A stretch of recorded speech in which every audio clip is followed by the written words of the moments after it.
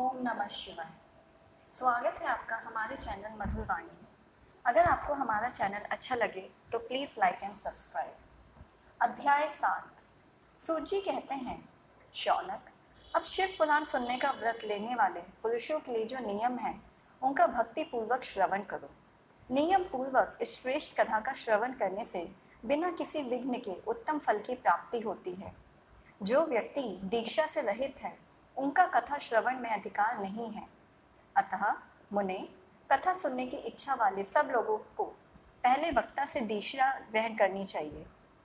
जो लोग नियम से कथा सुने उनको ब्रह्मचर्य से रहना, भूमि पर सोना, पत्तल में खाना एवं प्रतिदिन कथा की समाप्ति पर ही अन्न का सेवन करना चाहिए।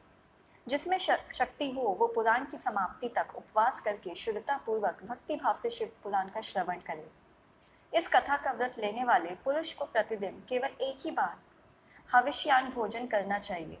जिस प्रकार से कथा श्रवण का नियम सुखपूर्वक सज सके वैसा ही करना चाहिए। गरिष्ठ अन्न, दाल, जला अन्न, सेम, मसूर, भवदूषित तथा बासी अन्न का सेवन कर कथाव्रती पुरुष को कभी कथा नहीं सुननी चाहिए। जिसने कथा का व्रत लिया हो वह पुरुष प्याज, लहसुन, हींग, गाजर, मादक वस्तु तथा आमिष कहीं जाने वाली वस्तुओं का त्याग कर दे। कथा का व्रत लेने वाले पुरुष काम, क्रोध आदि 6 विकारों को, ब्राह्मणों की निंदा को तथा पतिव्रता और साधु संतों की निंदा का भी त्याग कर दे। कथाव्रती पुरुष प्रत्येक दिन सत्य, शौच, दया, मौन, सरलता, विनय तथा हार्दिक उदारता इन सब गुणों को सदा अपना कर रहे।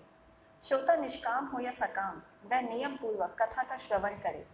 सकाम पुरुष अपनी अभिष्ट कामना को प्राप्त करता है और निष्काम पुरुष मोक्ष को पा लेता है। दरिद्र, क्षय रोगी, पापी, भाग्यहीन तथा संतान रहित पुरुष को भी इस उत्तम कथा का श्रवण करना चाहिए। काक, बंध्या आदि जो 7 प्रकार की दुष्ट स्त्रियां हैं वह तथा जिसका गर्भ गिर जाता हो, वह स्त्री हो या पुरुष, सबको यत्न पूर्वक विधि विधान से शिव पुराण की यह उत्तम कथा सुननी चाहिए। महर्षि, इस तरह शिव पुराण की कथा के पाठ एवं श्रवण संबंधी योगित्स की समाप्ति होने पर श्रोताओं को भक्ति एवं प्रयत्न पूर्वक भगवान शिव की पूजा के समान पुराण पुस्तक की भी पूजा करनी चाहिए। तदंतर विधि पूर्वक वक्ता की भी पूजा करना आवश्यक है। पुस्तक को आच्छादित करने हेतु नवीन एवं सुंदर वस्त्र का निर्माण करें।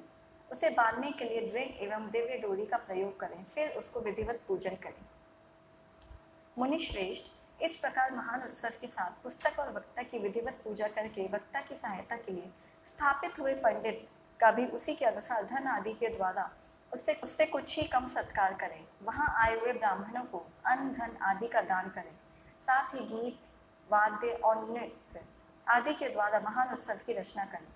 यदि श्रोता विरक्त हो तो उसके लिए कथा समाप्ति के दिन विशेष रूप से उस गीता का पाठ करना चाहिए जिससे श्री रामचंद्र जी के प्रति भगवान शिव ने कहा था।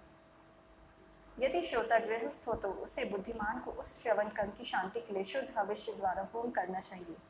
मुने, दृढ़ संहिता के प्रत्येक श्लोक द्वारा होम करना उचित होता है अथवा गायत्री मंत्र से होम करना चाहिए, क्योंकि यह पुराण वास्तव में गायत्री में ही है। अथवा शिव पंचाक्षर मूल मंत्र से हवन करना उचित है। होम करने की शक्ति न हो तो विद्वान पुरुष यथाशक्ति हवनीय हविष का ब्राह्मण को दान करे। नयुनाति रिक्ता रूप दोष की शांति के लिए भक्ति पूर्वक शिव हस्त नाम का पाठ अथवा श्रवण करें। इससे सब कुछ सफलता मिलती है, इसमें संशय नहीं है, क्योंकि तीनों लोक में उससे बढ़कर कोई वस्तु नहीं है। कथा श्रवण संबंधित व्रत की पूर्णता की सिद्धि के लिए 11 ब्राह्मणों को मधु मिश्रित खीर का भोजन कराएं और उन्हें दक्षिणा दान दें। मुने, यदि शक्ति हो तो 3 तोले सोने का एक सुंदर सिंहासन का निर्माण करवाएं। उस पर उत्तम अक्षरों से लिखी अथवा लिखाई हुई शिव पुराण की पोथी विधि पूर्वक स्थापित करें। तत्पश्चात पुरुष उसकी आवाहन आदि विविध उपचारों से पूजा करके दक्षिणा चढ़ाएं।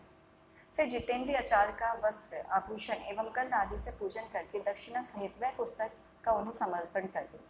उत्तम बुद्धि वाला श्रोता इस प्रकार भगवान शिव के संतोष के लिए पुस्तक का दान करे। इस पुराण के उस दान के प्रभाव से भगवान शिव का अनुग्रह पाकर पुरुष भव बंधन से मुक्ति पा लेता है।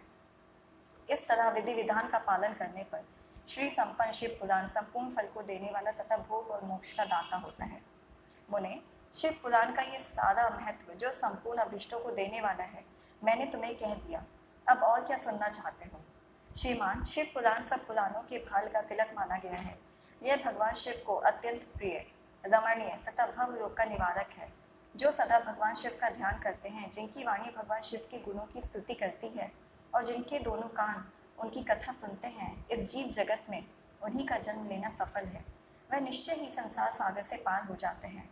भांति भांति प्रकार के समस्त गुण जिनके सच्चिदानंदमय स्वरूप का कभी स्पर्श नहीं करते, जो अपने महिमा से जगत के बाहर और भीतर भासमान है तथा जो मन के बाहर और भीतर वाणी एवं मनोवृत्ति रूप में प्रकाशित होते हैं, उन अनंत आनंद घन रूप परम शिव की मैं शरण में आता हूँ।